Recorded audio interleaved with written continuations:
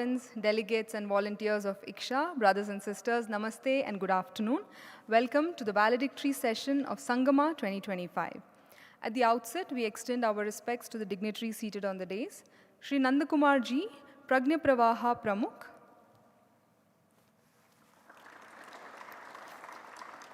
Sri Manohar Shinde Ji, Chief Patron, IKSA, Professor Sampadanand Mishra Ji, Dean and Head of Center for Human Sciences, Rishihud University, Haryana. From the leadership team of Sri Sathya Sai University for Human Excellence, we have Professor Shrikanta Murthy, Vice Chancellor, and our revered Chancellor, Sadhguru Sri Madhusudan Sai.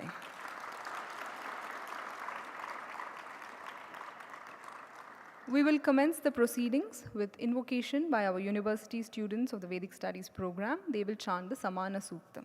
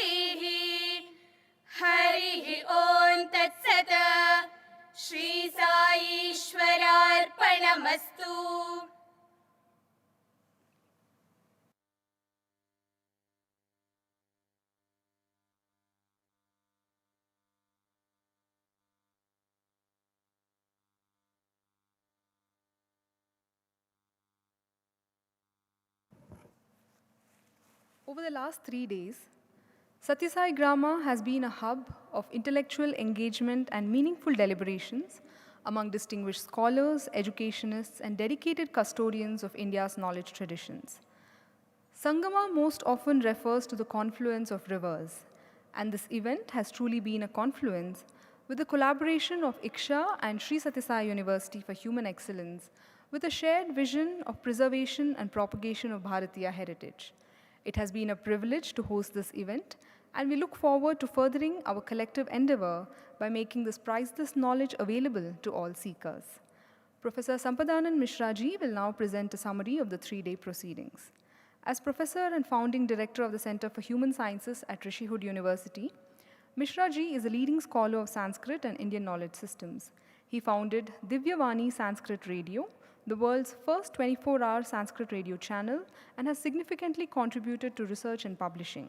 His initiatives in children's Sanskrit literature, curriculum development, and innovative pedagogies have expanded the reach and relevance of Sanskrit and IKS in contemporary education. Professor Mishraji, please.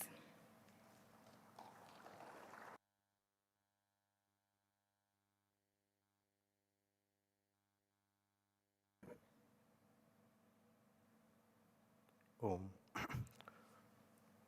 नमो नमः नमः सभाभ्य नमः सभापतिभ्यश्च। परम पूजनीय स्वामी श्री मधुसूदन साई जी, माननीय नंदकुमार जी, माननीय सिंधे जी, honourable vice chancellor Shri कंठमूर्ति जी, और आप सभी को नमस्कार। The Sangma 2025 was conceived to be held here, and this very conception had taken place in this very room. When I had visited for the first time and saw the grandeur of this place and the auspiciousness of this place, the purity and the vibration of this place, so that time this thought came that why not we have Sangama here, the most appropriate place to hold such kind of program. And today, it's a very happy moment, and at the same time, it's an emotional moment also for all of us that such a thing has happened in this auspicious ground. On 12th of December, we all gathered, but the day started with the Rudrabhisheka, the auspicious beginning of the Sangama. With the participants, we were present in the campus. They all went, and the students of the Vedic Gurukula here did the Rudrabhisheka for the auspicious beginning and the auspicious ending without any obstacle at Uma Maheshwara Mandir in the morning. Throughout the day, the participants had the opportunity to visit various places, and 4 o'clock we started the inaugural session. And though Swamiji's physical presence was not there, but he was very much there to guide us and give us his blessings for this journey. Inaugural session, the people shared the Swamiji's blessed us, Swami Bhadresh Das ji, Mithilesh Nandini ji, with their grand vision and their grand ideas about like what are the gaps in Indian knowledge system and how we can take it forward, giving us some guidance for the future action. So we had the blessings of the Swamijis, and along with the inaugural session deliberations by the guests, we had the beautiful inauguration of the 2 exhibitions, Granthamala exhibition, which has 65 posters explaining the contributions of 65 organizations contributing, which have contributed immensely for the preservation and promotion of Bharatiya Jnana Parampara through publication of rare manuscripts. And then we had the music tree inauguration. The music tree, the whole team, Grama, came from Odisha, and they exhibited 75 musical instruments which they had collected out of 432 musical instruments, which they had collected from various tribal communities and had documented it properly. And some of the presenters from the tribal community also had come, who played the instruments, and then with their traditional dress, we all could experience something new. And 4 national awardee artisans were invited to showcase their artworks, and various other book stalls and other people were there to showcase their works which they have been doing with such passion. And the day ended with a beautiful program, cultural evening by the students and faculties of Sathya Sai University. And the feedback was immensely good. The second day started again with the Gita Parayana at Uma Maheshwar Mandir. Some of you must have visited there during the morning time. And then the first session began with the Vedic chanting and Mananiya Suresh Soniji's keynote speech on Bharatiya Jnana Parampara, and then he kept before us the drishti, and then he gave us the guidance that how this work can be taken forward. After that, we had the Sanstha Parichaya, so the institutional presentations. The 10 institutions were selected to make presentation about what work they have been doing. So last year in the Sangama, there were 10 institutions which presented. This year there were new, and in addition to that, we had also selected 10 other organizations, and especially the young ones who have initiated some initiatives which needed recognition. So we read out about their organizations. So that happened. Then there was a panel discussion on AI and its role in Bharatiya Jnana Parampara. So after that, the most important session for which we all waited is the Vimarsha Mandali. We divided the entire group depending upon their expertise into 10 different groups in governance, policy, institutional heads, Gurukul leaders. So like these 10 different groups, we had deliberations, and today morning, and also like yesterday, the day ended with a beautiful cultural event by Team Sunad from Vaishwanara to Angushtamatra. So on the first day, we saw the young ones with such grand maturity, singing the songs and bhajans and taking us through the whole of Bharat. And yesterday we saw that the elderly people, all of them were above 60s, the elderly Devis, they were presenting with such youthful spirit. So that was really beautiful to see. And today again, the Vimarsha Mandali sat together and then came out with certain strategic guidelines and action plans, like how do we take all the different facets of Bharatiya Jnana Parampara, so, and then put it into paper, real action plans, and then take it forward. So this is how the whole thing ended. And today we are in the presence of Swamiji. So with the auspicious beginning and with the auspicious end in the presence of Swamiji, so we all feel blessed. Dhanyavad.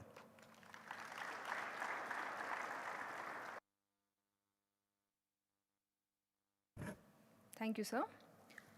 On this momentous occasion, and to further our partnership, we are delighted to launch Bharatiya Jnana Parampara Kendra, the IKS Center at Sri Sathya Sai University for Human Excellence. I invite on stage Dr. Naveen Bhatt, Head of Department of Sanskrit and Vedic Studies, and request the dignitaries on the dais to come forward for the digital launch, please.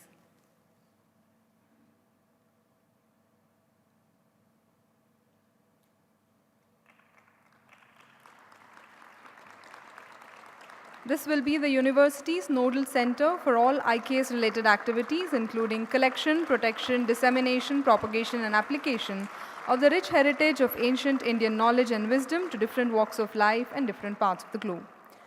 Dr. Bhatt will now present an overview of the center and its role in furthering the promotion of Indian knowledge systems.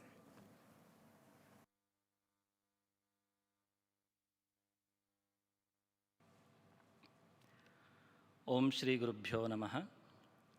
परम पूज्य श्री सद्गुरु चरणारविंदयोः प्रणम्य वेदिकायाम् उपस्थितान् सर्वान् ज्येष्ठान् अभिवन्द्य, distinguished scholars of Indian knowledge systems, respected teachers, and my dear students. Idam asmakam saubhagyam yat Shri Sadgurunam sannidhau भवतां सर्वेषां पुरस्तात् अस्य शोधकेन्द्रस्य लोकार्पणं भवति इति. With immense gratitude and humility, we launched the Indian Knowledge System Center, envisioned as a living space of wisdom.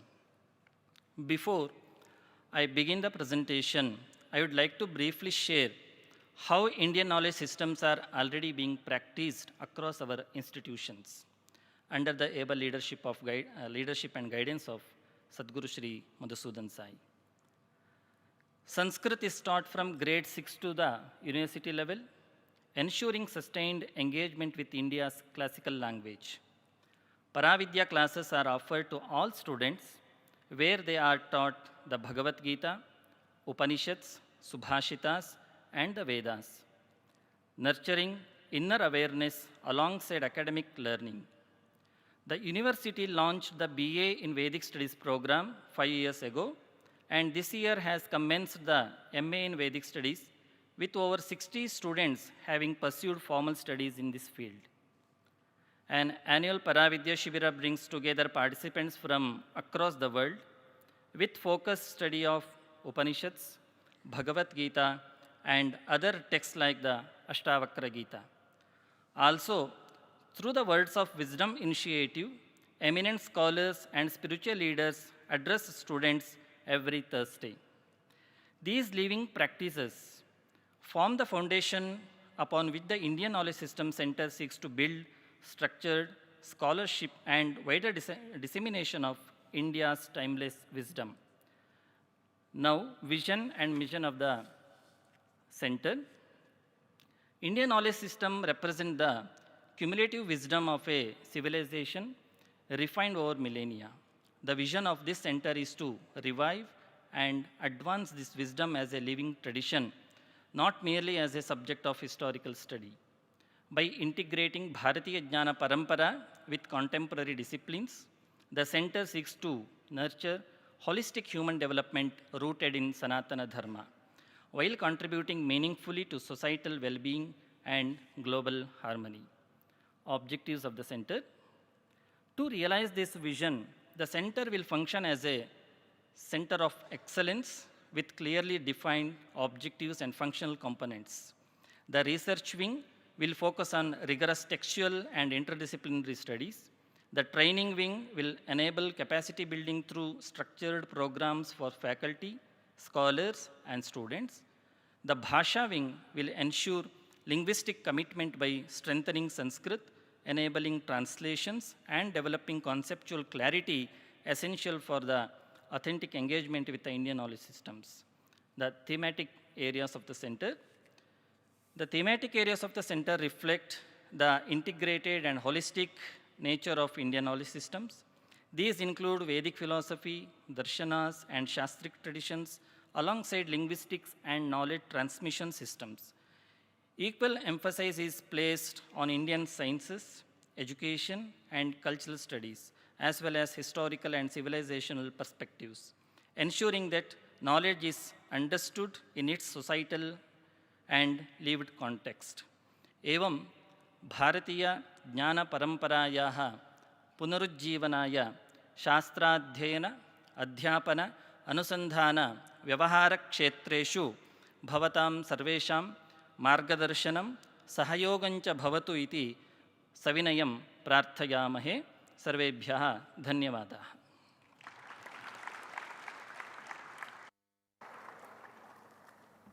We now invite Sri Nandakumar G to address us.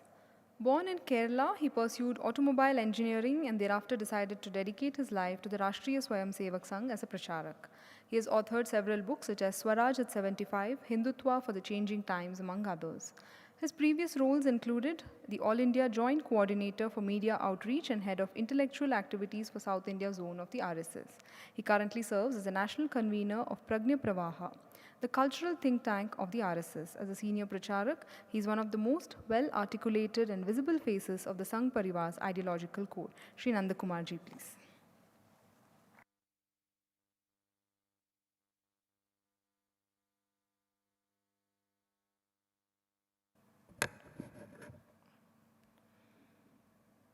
Vande Gurupadadvandam Avangmanassagocharam Raktashukla Prabhamishram Atarkyam Traipuram Mahat Om Tat Sat. Pujya Sadguru Madhusudan Sai Ji,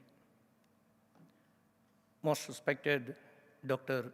Manohar Shinde Ji, Honorable Vice Chancellor, Dr. Sri Kandamurthy Ji, the convener of this year's Sangama, Dr. Sampadananda Ji,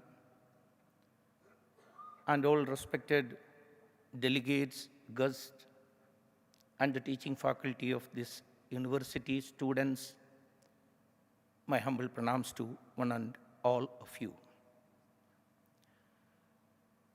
Thus, after a while, our third Sangama will conclude auspiciously with the benedictory address of Pujya Swamiji. We depart enriched with renewed energy and awakened awareness. Apart from the speeches, deliberations, discussions, and cultural programs, this sacred complex and Sankeda, this campus, itself has taught us many noble lessons. This is a place of pilgrimage. ये तो एक तीर्थ स्थली है. Situated amidst Panjagiris, this holy place is the tapobhumi of the legendary sage Vishwamitra, celebrated in the Ramayana and all other Puranas. It is a place still suffused with the divine presence of Bhagavan Sathya Sai Baba. It is a sacred sanctuary from where his blessings continue to flow to the universe through Pujya Sadguru Madhusudan Sai Ji. Such a place, a tirtha, it is an apt place to discuss Bharatiya Jnana Parambara. Thus said in our ancient scriptures, Tirthe Tirthe Nirmalam Yogi Vrindam, Vrinde Vrinde Brahma Tattvānivādam, Vāde Vāde Jayate Tattvabodha, Bodhe Bodhe Bhasate Chandrachuda. So many rishis, so many great personalities, seers, from time immemorial might have come here and did tapasya. Such a great place has been selected by Pujya Swamiji to continue that legacy. And IKSA and all other institutions, organizations collaborating with IKSA selected this place for our third Sangama. And this place, I would like to say that it has taught us a lot about Bharatiya Jnana Parambara. From the inaugural session to the open deliberations held a short while ago, we have both learned and helped others understand why this gathering is being held and how it is unfolding through the various sessions conducted here. In his keynote address, Mananiya Suresh Soniji has mentioned in detail about the greatness of Bharatiya knowledge traditions that evolved with the welfare of entire universe as their sole aim. And in his introductory speech, the director of IKSA, Professor M.S. Chaitra, has mentioned about the greatness of our knowledge system and also about the history, how it has been maligned, how it has been trivialized by some particular group of people. He also reminded us that this is precisely where the relevance of IKS, Bharatiya Jnana Parambara, lies. The truth is that the strategies once employed by alien rulers to undermine Bharat are still being continued by certain alienated elements.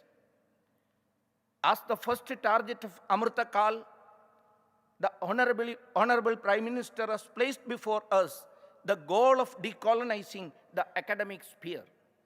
We also understand his call that by 2035, that is the 200th year of the Macaulay's education system, must be completely freed from its colonial legacy. What is required is a civilizational response. This is precisely what our forefathers undertook during the freedom struggle It is from that legacy that we draw our inspiration. In short, civilizational self-assertions and epistemic resistance undertaken by Bharatiya intellectuals to counter colonial knowledge systems and English cultural hegemony.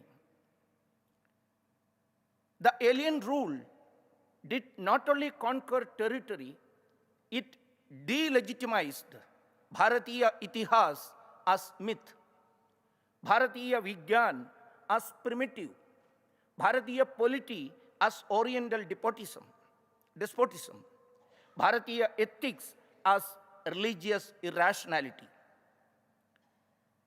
And at last, English education and English system, the colonial system, became the standard of truth. Here I would like to go through some of the examples, what I have mentioned earlier, the civilizational response to this hegemony.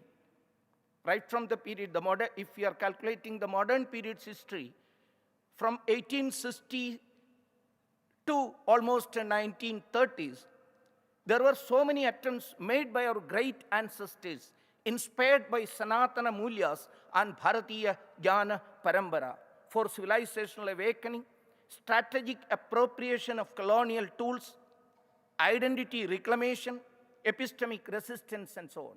So many attempts were there. We can imbibe pride and also inspiration from those attempts. So I would like to go through some of the examples which have become the real inspiration, prerana, for our Swatantrata Sangram, to make us Swatantra in the true sense of the word. They have started their work on the very basis of Bharatiya Jnana Parambara.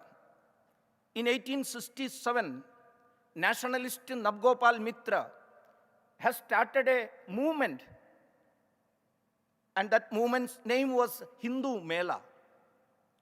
It was on the very basis of Sanatana Mulya and Bharatiya Jnana Parambara. They have started such a great movement in the literary, scientific, cultural, and physical realms. From there, Swami Vivekananda and his family, Gurudev Rabindranath Tagore and his brothers got inspiration.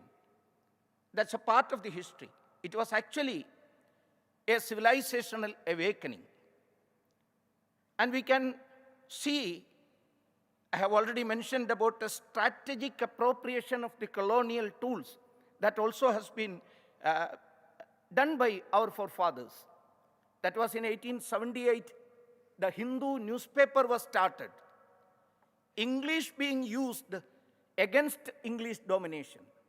Indigenous voice in colonial public sphere.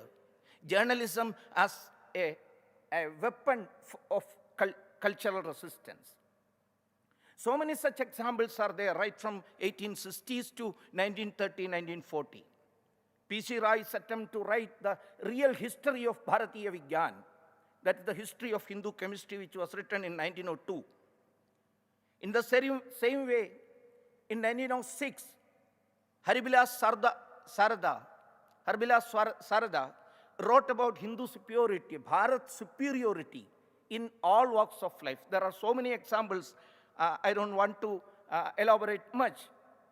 But what happened after 1930s, to be more specifically from the middle of 1930s, it was an unfortunate situation because of thousands of reasons, political and historical reasons.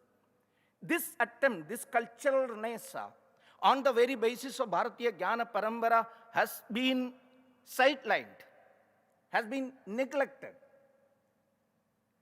Actually, on the very basis of such an attempt, we could have mainstreamed the Bharatiya Jnana Parambara attempts as we attained freedom, independence in 1947. Again, unfortunately, it didn't happen. These responses, which were not monolithic, They ranged from cultural revivalism to ethical critique and scientific reconstruction, and must be understood as historically conditioned efforts to reclaim civilizational self-confidence under colonial domination. It was in this context that several movements across different domains began working in parallel according to their respective capacities, drawing upon the foundation of the Bharatiya knowledge tradition. IKSA was established with the intention of serving as a convergent force of such diverse initiatives, whether as a network or more necessarily as an ecosystem that needed to be created. This is the right moment to spell out again the organizational structure and what we are aiming to achieve in the near future. As already mentioned, IKSA will continue to be an organization or a movement primarily focusing on building young generation, scholarship in IKS domains, running a journal.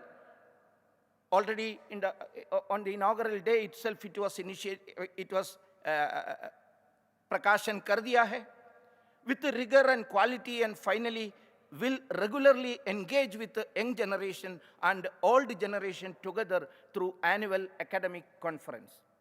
So, building up, creating young scholars and to help them for their publication and interaction with old generation academicians, there will be annual academic conference. And second point, that is IKS Sangama. We will continuously organize every year a Sangama to showcase and bring together all custodians of knowledge and practices in IKS together. As far as Sangama is concerned, we don't set any agenda before the academic community. We all come together as an IKS community to evolve that agenda. The number of courses, research projects, collaboration that have emerged in just 3 years through Sangama is a convincing illustration of Sangha Shakti, or organized effort. IKS community has not alone demonstrated the quality and ability to solve problems of the world with its drishti and the practice of a way of being in this world. Undoubtedly, we are ancient tradition and we are equally contemporary. We hope Sangama every year spans its horizon, and in few years it will be a solid community of scholarship and practice. IKSA is one of the main organizations and attempts. We will focus on the defined agenda, but the aspiration is many such initiatives come together in mainstreaming IKS and building an ecosystem for IKS. This is the right moment to place a request, a humble request, before the institutional heads who are assembled for this Sangama. Like Sathya Sai University, we would like to see many institutions to come forward and host these important Sangamas and conferences. Gautam Buddha University has come forward for one such initiative. We believe multiple such institutions must come together for this yajna to be taken forward. I hope soon we will know which institution will host Sangama 2026 and annual academic conference 2027. It would be nice if we come to know the interested institutions soon. In the auspicious presence of Sadguru Madhusudana Saiji, this year's Sangama witnessed the real meaning of being Bharatiya. With the blessing of Gurus, we hope IKSA will be one of the streams in the reinvigoration of Bharatiya Parambara, and with the blessing of Guru, we hope that IKS will be the guiding light for the world in the coming days. In future, IKSA will work with a specific organization structure. There is a board with 7 directors, and there is a coordination council and an advisory council to carry forward these tasks. And I think this is an apt moment to make some special mentions that deserve applause, actually, those who have worked hardly to make this honest, this great event, this holy endeavor, a great success. First and foremost is the coordination and the help, the cooperation given by the great institution, Sathya Sai University, and the staff, right from Honorable Vice Chancellor to all professors, teachers, and staff, and all students deserve an applause, I think. And another factor is the coordinated effort of the IKSA Secretariat. Right, for the last several months, under the able leadership of Professor Sambadananda Ji, this work was going on, and all the Secretariat members were cooperating with that great effort. And some names, I know that they don't want such mentioning in this type of a speech, but still it's my duty to mention those names. Needless to say, under the leadership of Professor Chaitra, and also Ashwini Desai, Rakho Krishna, Harsha Singha, for tireless work, they would be given a big hand, I would like to say. And my young brother, he needs no such mentioning, my dear brother Srikant Kumar, who worked day in and out for the success of this great program. Monali Chandelkar, for managing all these type of organizational aspects. Team members of Foundation for Study of Indian Culture, Tilak Rao, Harshit, Ramakrishna Bhatt, Praveen Srinivasa, Rohit Krishna, Utkarsha Deshpande, Jagannatha, Shivananda Saidapur, Priya Nair, Soham Deshmukh, Srinath Mohandas, and Ramya. These are the names which came to my mind. There are endless, the list is endless actually. And last but not the least, the great personality, the 82-year young, our great Dr. Manohar Shindeji, who has inspired us, give all this idea of starting this type of one movement. So with these words, I do consider it as a great privilege and honor for me to give this address before you, before Pujya Madhusudan Saiji. It's a great moment in my life itself. Looking forward for further cooperation from you all. Let me put a full stop here. Namaskar, Vande Mataram.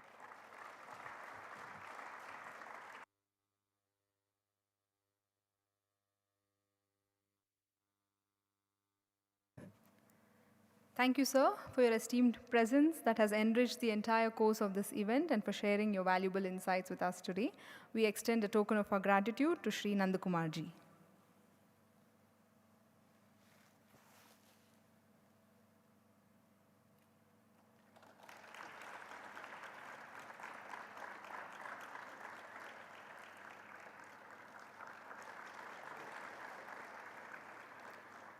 We now request Sadhguru Sri Madhusudan Sai to deliver the valedictory address.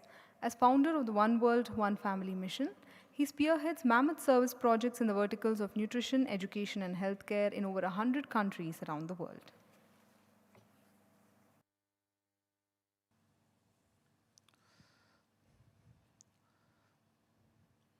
Vina Vedam, Vina Nadam, Vina Ramayanim Katha, Vina Kavim Kalidasam, Kidrishi Bharatiyata, says a Subhashita.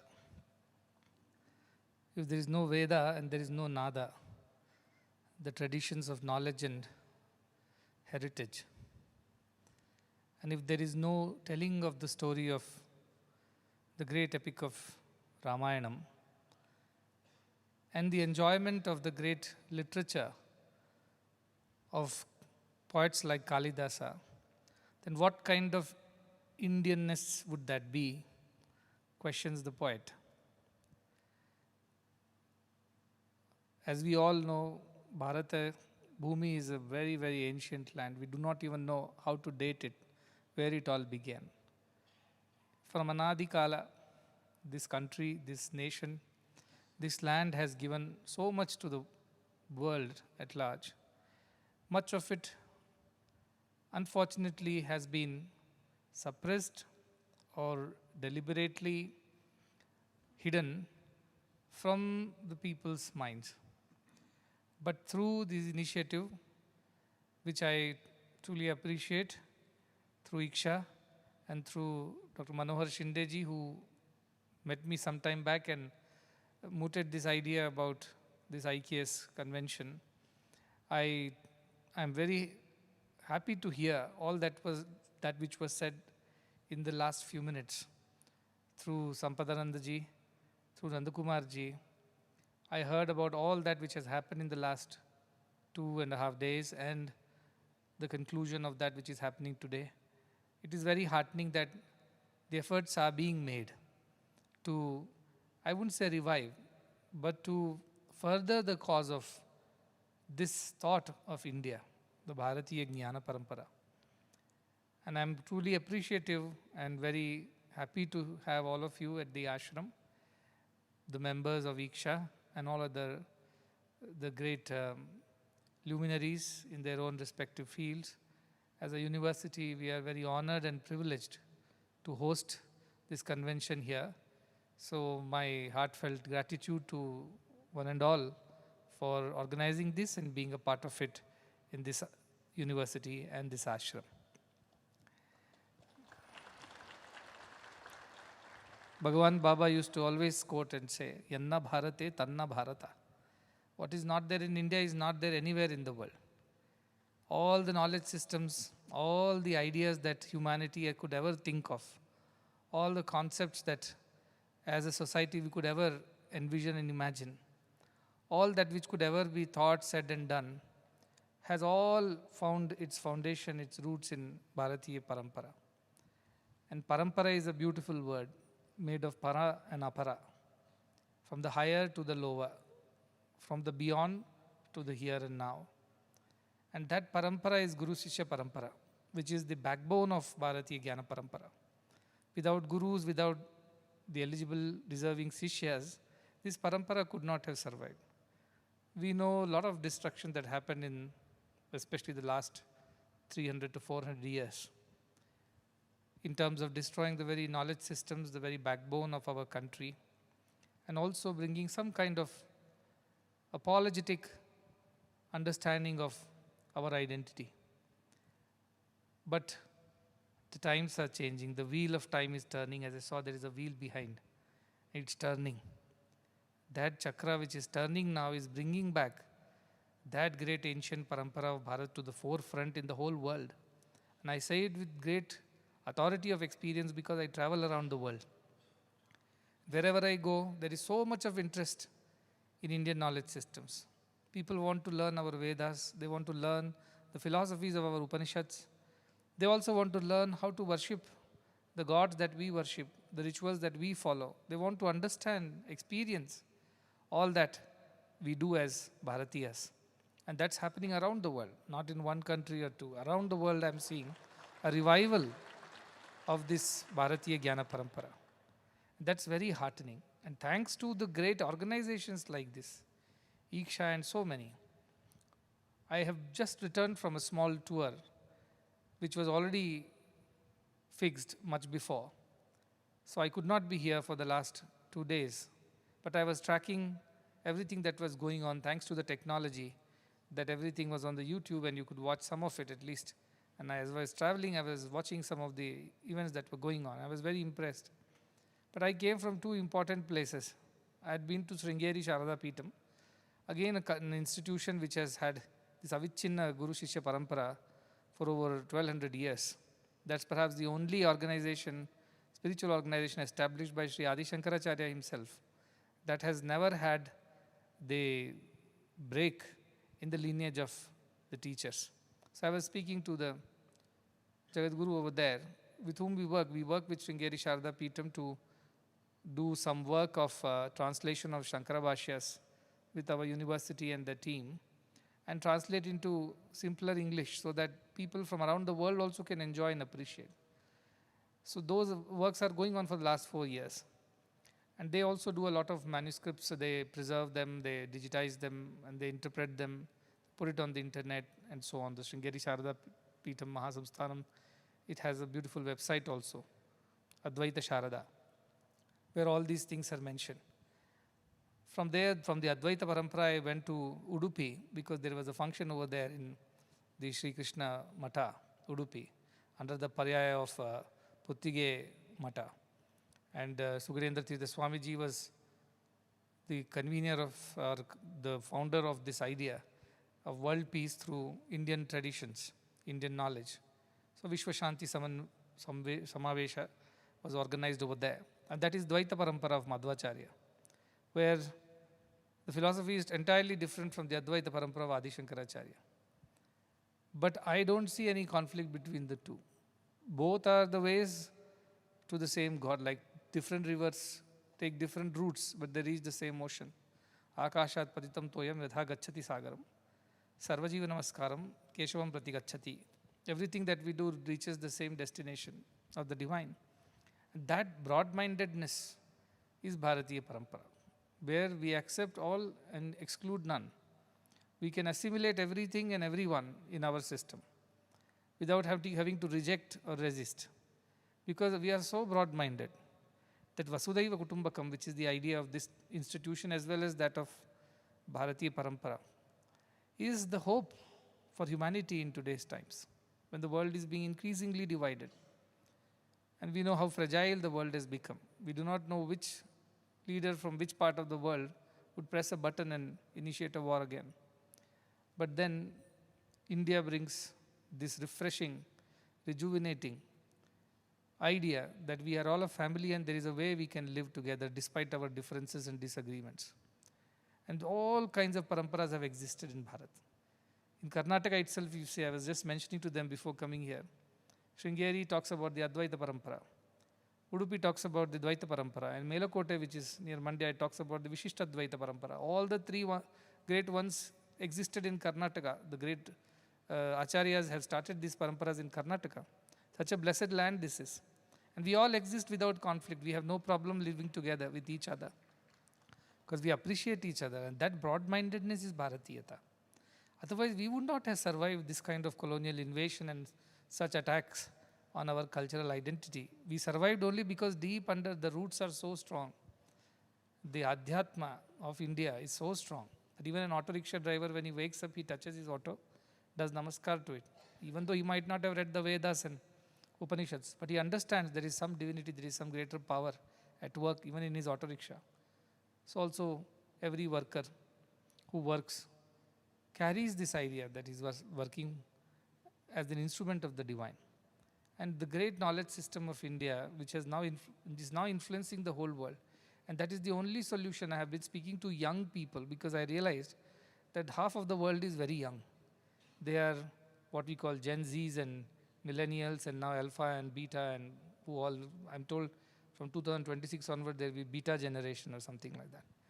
So you see they are changing from the baby boomers to the millennials to the Gen Zs to the alphas, and these young ones question everything. They don't accept things at the face of it because we run institutions, so we know.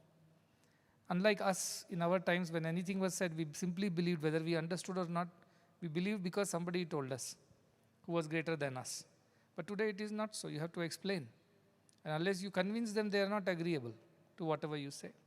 So a different approach has to be taken to spreading the knowledge of Indian systems. It has to be based on logic.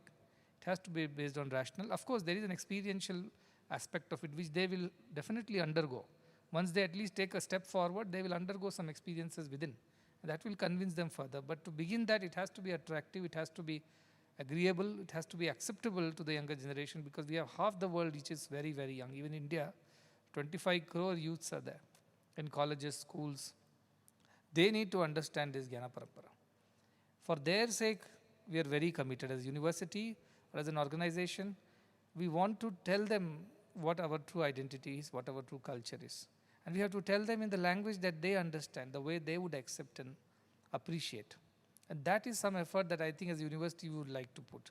Not only researching on our past glory, but also finding pedagogies, methodologies to convey it to the next generation, which is different, very different from the previous ones. So that is where I think even artificial intelligence would come into play, where we can approach them, we can connect with them, and take this knowledge system to them also. And there is no other way. Nanya pantha yanaya vidyate. To me, the only way is the Indian way. For the survival and the thriving of the world, for the evolution of humanity, the only way is Indian way. There is no other way. Unless everybody realizes their divinity, there is no solution to this. There is no solution to the problems of the world. All others are quick fixes. They won't last for too long. Like in the Vishwashanti Samavesha yesterday, we were talking about what is Vishwashanti, how to achieve it. This has been a topic which has been intriguing the great philosophers from the past. Until date, we haven't achieved Sampurna Vishwashanti. Why? Because we have tried methods other than the Indian methods. We have tried politics, we have tried policies, we have tried dialogues, we have tried so many other ways. But trying Indian spirituality is something that has not been fully done. That is why if Indian spirituality is understood by one and all, I think that would transform the people from within, and that's how the transformation without can happen. So I'm very, very interested in spreading this, especially the Adhyatmic Parampara, because I am coming from the Adhyatmic background, even though I have degrees in science and management. Yet my understanding is that none of this would stand the test of time without spiritual foundations. So in every institution, school, colleges, our spiritual knowledge systems have to be instituted, they have to be included, they have to be taught. And taught in a way that the students and the young generation understands it and appreciates it and tries to practice it. That effort if we put now, all the coming times, these youngsters would become our harbingers, they'll become our messengers, they'll become the ambassadors of this Jnana Parampara. So I want to include all the youngsters of the world, not just India's, but all the youngsters of the world, because India is the home to the whole world. Yatra Vishwam Bhavati Ek Nidam, they said. This is where the world becomes a home. To everybody it is a home.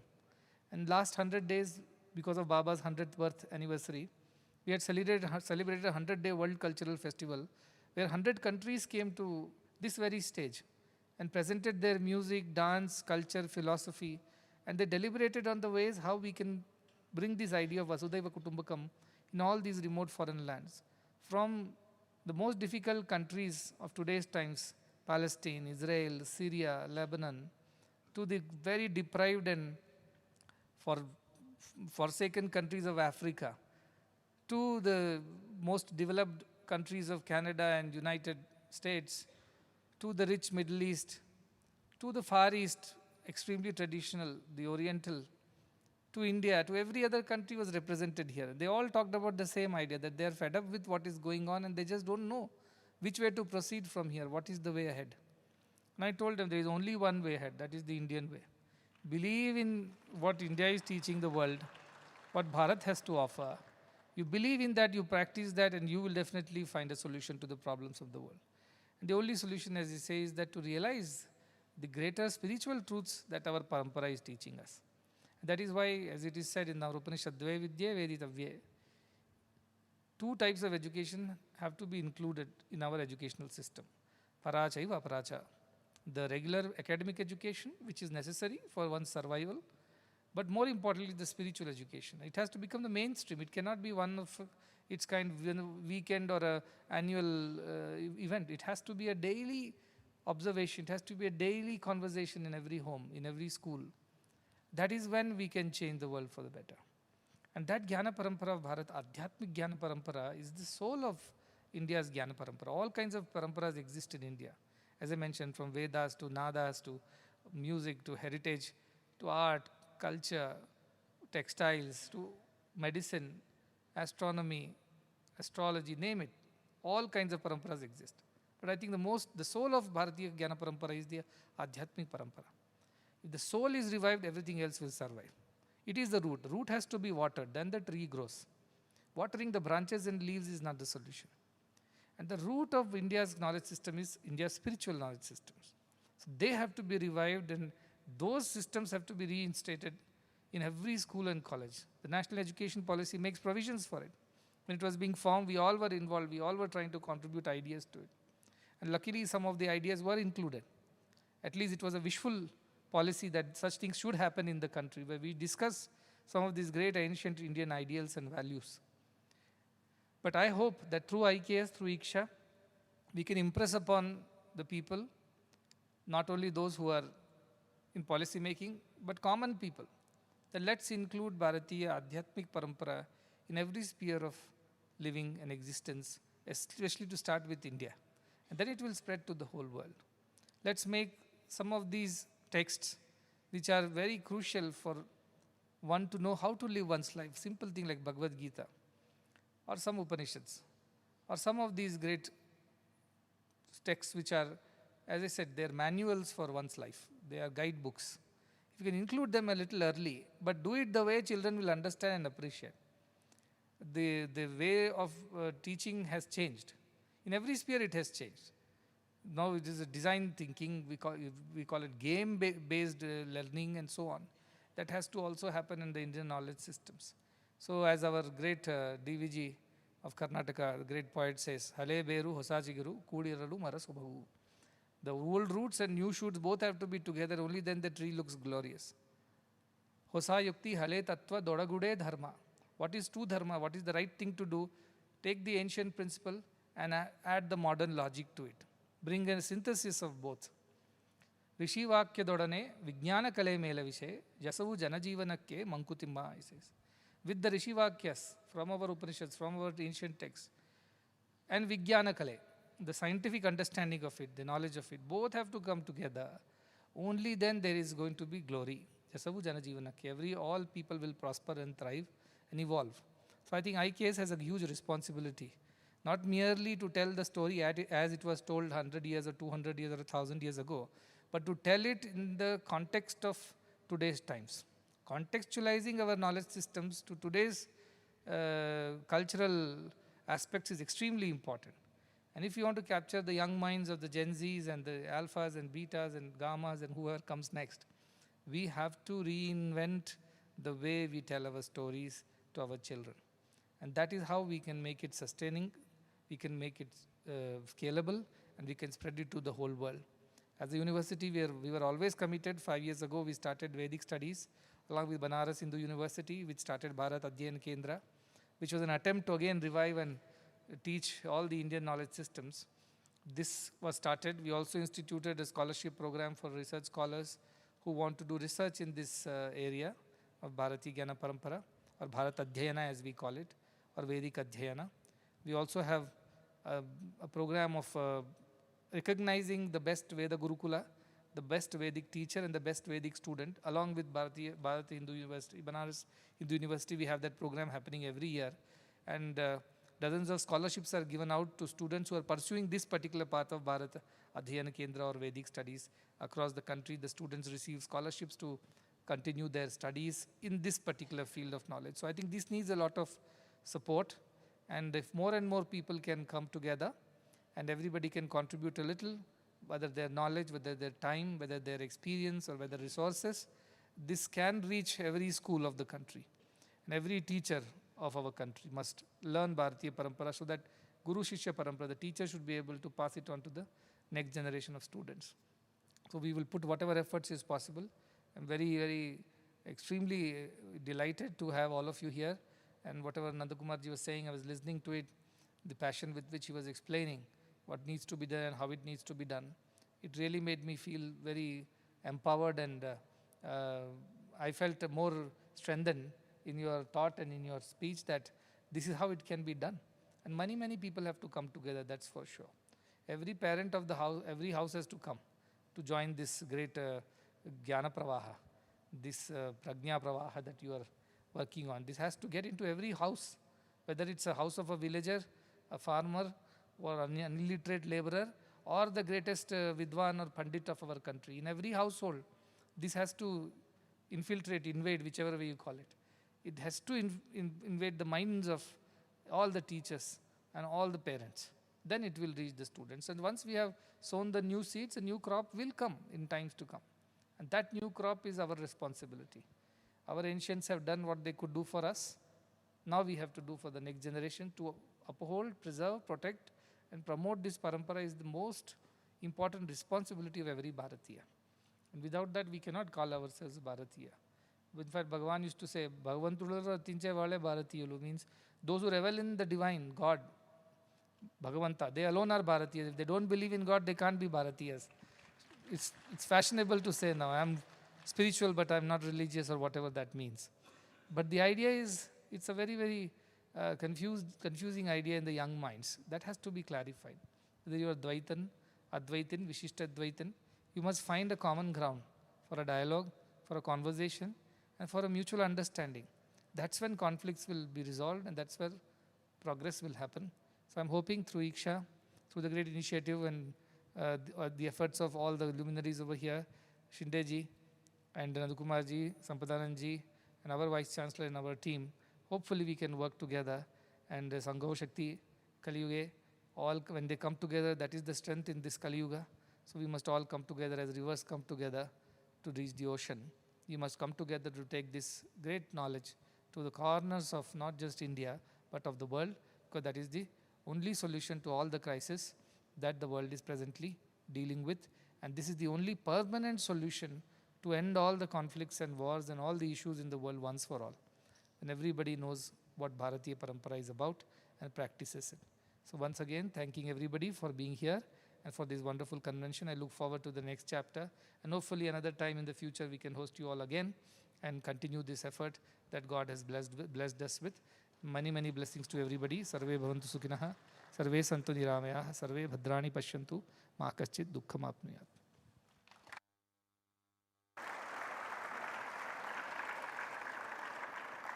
Thank you, Sadhguru, for your profound wisdom and insights. The team from Iksha would like to extend a token of their respect to Sadhguru. May I request Dr. Manohar Shindeji to do the honors, please.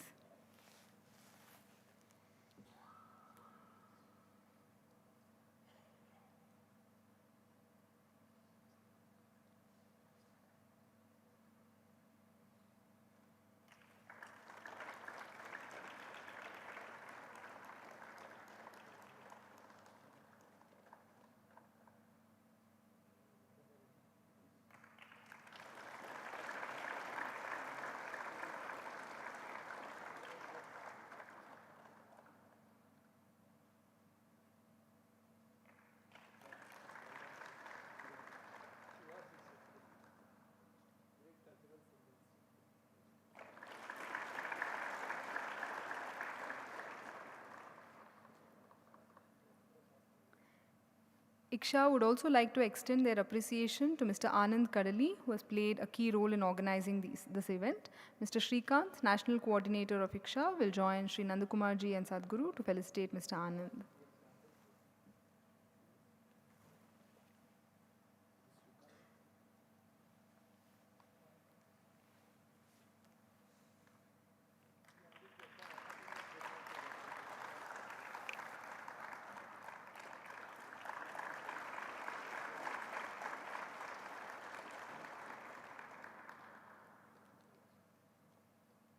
Today, Iksha also offers a few publications to Sadhguru on behalf of Sri Sathya Sai University for Human Excellence, a set of 4 books on Avadhana Kala,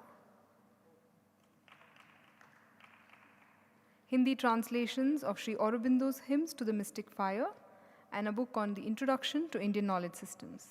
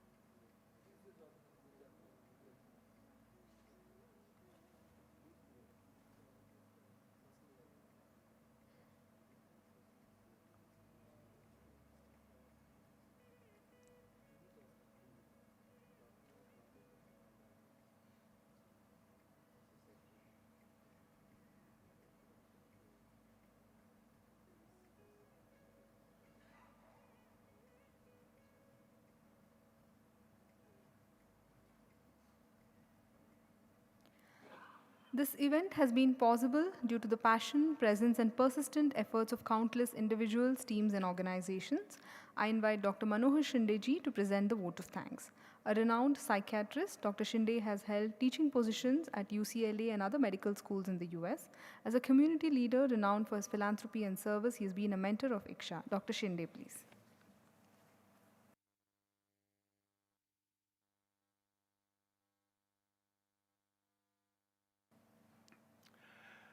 Namaskar, everybody. I think after such a extraordinarily inspiring talks by both of them, there is probably no any special need for adding anything. Just as a matter of formality, I would like to express my heartfelt thanks and gratitude to Madhusudan ji, and also our respected Vice Chancellor, Srikant Murthy ji, Samparanand Mishra ji, Nandakumar ji, and all the delegates who came for the 2.5 days Sangama, and a very extraordinarily warm, loving, and smiling welcome that the entire team under Anand ji and his team provided, making us feel just like being at home. Just towards the end, the only thing I would like to add is not only that we have to become more deeply aware about this ocean of knowledge, but also not be just content with developing a sense of awareness and pride, but aspiring to develop new knowledge production and to continue to do the research to ensure that this knowledge is contemporary, relevant, and applicable, and meaningful and useful both in the Indian context and the global context. That is the intellectual challenge, and that's what we all together we would like to fulfill. And I'm deeply also thankful to the university for taking the initiative to launch the IKS Center, although already abundant of work is going on, but maybe to provide it a greater intensity, a greater momentum, a greater structure. The launching of this center will definitely be an inspiring beginning. There are many centers opening all over the country, and this will also gain further momentum. Thank you again, and have a safe journey back.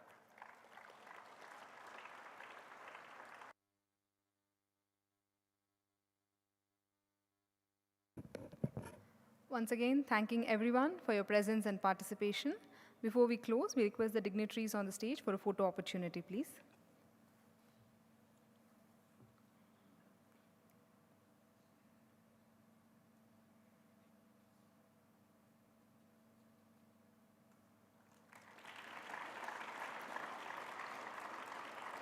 Thank you, gentlemen. With this, we conclude the valedictory session. I request all to rise for the national anthem, please.